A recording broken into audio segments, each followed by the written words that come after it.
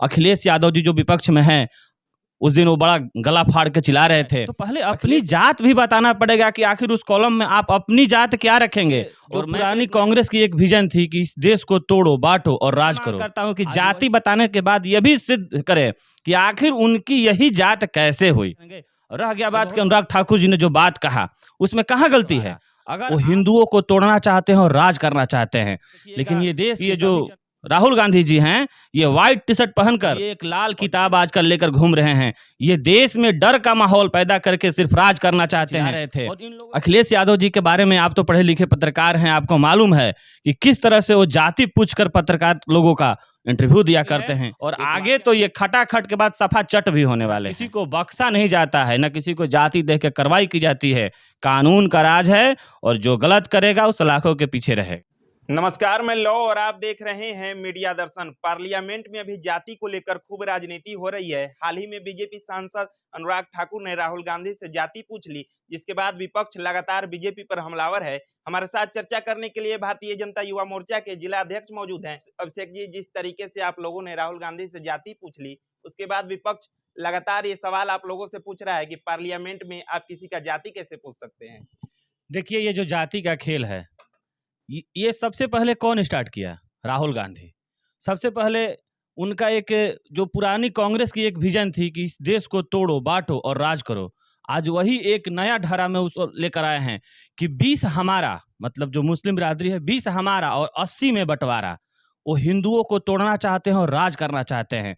लेकिन ये देश की सभी जनमानस समझ चुकी है कि कांग्रेस कैसा कैसा कृत्य कर कर हमारे देश को कहां से कहां पहुंचा दिया था। वो तो नरेंद्र मोदी जैसे और अमित शाह जी जैसे हमारे यहाँ मातृभूमि की सेवा करने वाले लोग आए, जो हिंदुओं को भी जगाएं और इस देश को परम वैभव तक पहुंचाने का कार्य कर रहे हैं। अखिलेश यादव जी जो विपक्ष में हैं, उस दिन वो बड़ा गला फाड़ के चिल्ला रहे थे।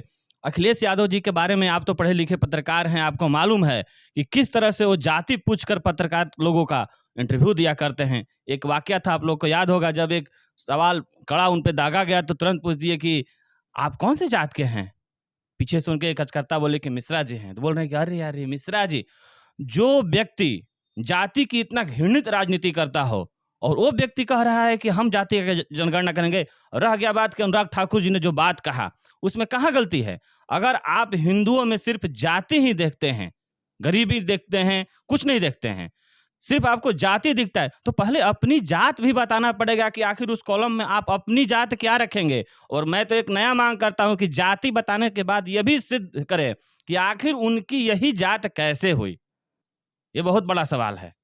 विपक्ष खासकर आरजेडी ये कह रहा है कि आप लोग दलित विरोधी हैं, आरक्षण विरोधी हैं, इसीलिए जातिगत जनगणना नहीं चाहते हैं, क्या कहेंगे?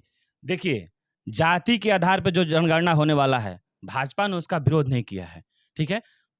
बिहार में भी हुआ है, सब कुछ है, लेकिन ये लोग ढोंग करते हैं कि भाजपा रोक रही है। जहां जहां भाजपा का शासन है और जहां जहां विपक्ष का शासन है, पहले वहां क्यों नहीं जनगणना कराया जा रहा है? वहां जिसका जितना हक है उसको क्यों नहीं लागू किया जा रहा है? क्या भाजपा शासित प्रदेश जो है वही इनको दिख रहा है? ये लोग ढोंग की राजनीति कर रहे हैं, ये लोग दिखावे की राजनीति कर रहे हैं। रह गया कि बाबा साहेब अम्बेडकर ने जो संविधान बनाया था, वो दलित को ध्यान में रखकर, ओबीसी को ध्यान में रखकर और सर्व समाज को ध्यान में रखकर बनाए थे। और वो इतने कमजोर नहीं बनाए हैं कि जिसको जब कोई चाहे चेंज कर दे।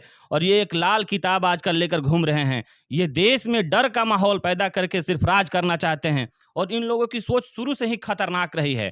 अभी आप देखिएगा कि ये जो राहुल गांधी जी हैं, ये व्हाइट टी शर्ट पहनकर और जिस तरह से लोगों में डर का माहौल पैदा कर रहे हैं और डरा कर सत्ता लाना चाहते हैं। जिस तरह से 10-15 साल के बाद भी ये अंडर 99 पे आउट हो चुके हैं।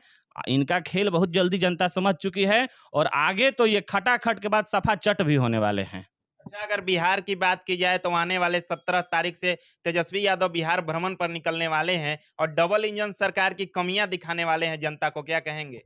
जनता के बीच जब ये जाएंगे तो जनता इनसे खुद सवाल करेगी कि जिस तरह से आप अपराध की ग्राफ में, अपहरण की ग्राफ में, लूट मार के ग्राफ में और बिहार को हर एक स्तर पे जो नीचा दिखाने का काम इनके पिताजी ने किया, ये उन्हीं के सुपुत्र हैं। ये क्या जवाब देंगे जनता को? आज जिस बिहार की परिकल्पना नीतीश कुमार जी और एनडीए के देख रेख में नरेंद्र मोदी जी के सपनों के साथ करने का प्रयास किया जा रहा है, वो बिहार वासी इतना पीछे कैसे रह गए?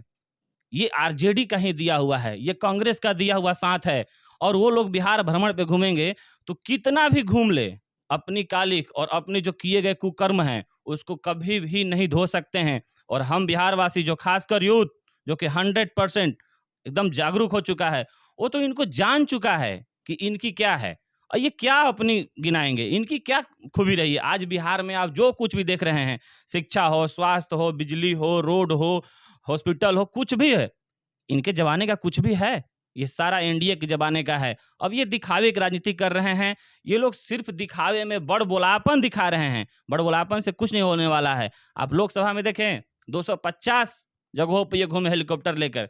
जनता इनको 4 पे आउट कर दिया और कह रहे हैं अभी भी कि हम बहुत अच्छे हैं। क्या ग्राफ जारी करेंगे? इनके समय में तो ग्राफ की जो सीमा रहती है इंडिया में, वो टूट जाया करता था। बिहार का नाम बदनाम ये लोग करके छोड़ दिए थे। बिहार सिर्फ अपराध के नाम से जाना जाता था, बिहार भ्रष्टाचार के नाम से जाना जाता था। ये लोग क्या ग्राफ गिनेंगे? इनके समय में तो पुलिस एफआईआर नहीं लिखती थी। इनके जमाने में तो जो पुलिस थी भैंस की खोज करती थी, जनता अपने कंधों पे अपने सुरक्षा रखती थी। ये क्या करेंगे ये हमारे ग्राफ को? बेटी बहनों को ये सरेआम बेइज्जत करने का काम करते हैं। 6 बजे के बाद कोई भी व्यक्ति जब घर से बाहर निकलता था तो लोगों का कलेजा कांप जाता था इनके ज़माने में। इनके पास कोई ग्राफ है? इनके पास कोई विजन है? कुछ नहीं है। इनको जनता समझ चुकी है। बिहार में ये कभी भी नहीं आने वाले हैं, चाहे जितना घूम ले, जितना बरगला ले, जितना डर का माहौल पैदा कर ले। अच्छा, तेजस्वी यादव तो रोज अभी क्राइम बुलेटिन भी जारी कर रहे हैं बिहार में बढ़ते अपराध ग्राफ को लेकर, क्या कहेंगे? देखिए, एक कहावत है ना कि चलनी सूप को हँसता था, तो अब वही कहावत हो रहा है चरितार्थ कि चलनी सूप को हँसने का काम कर रहा है। घटनाएँ हुई हैं, 1-2 दुखद घटनाएँ हैं, जैसे साहनी जी के पिताजी की जो हत्या हुई, चाहे जो भी हुई, लेकिन पुलिस त्वरित कार्रवाई करती है। ये कानून का राज है, ये एनडीए का, ये सुशासन बाबू का राज है। यहाँ कार्रवाई होती है और हर एक ऐसी घटना जो घृणित होती है समाज के लिए, उसका उद्भेदन होता है और त्वरित कार्रवाई करते हुए वो लोग सलाखों के पीछे जाते हैं। यहाँ किसी को बख्शा नहीं जाता है, न किसी को जाति देख के कार्रवाई की जाती है। कानून का राज है और जो गलत करेगा वो सलाखों के पीछे रहेगा। तो अभी आप सुन रहे थे भारतीय जनता युवा मोर्चा के जिला अध्यक्ष अभिषेक तिवारी जी को, जिस तरीके से पार्लियामेंट में जाति को लेकर राजनीति चल रही है और आने वाले 17 तारीख से तेजस्वी यादव बिहार भ्रमण पर निकलने वाले हैं। इन सभी मुद्दों पर हमने इनसे चर्चा की। फिलहाल मीडिया दर्शन के लिए लव कुमार की रिपोर्ट।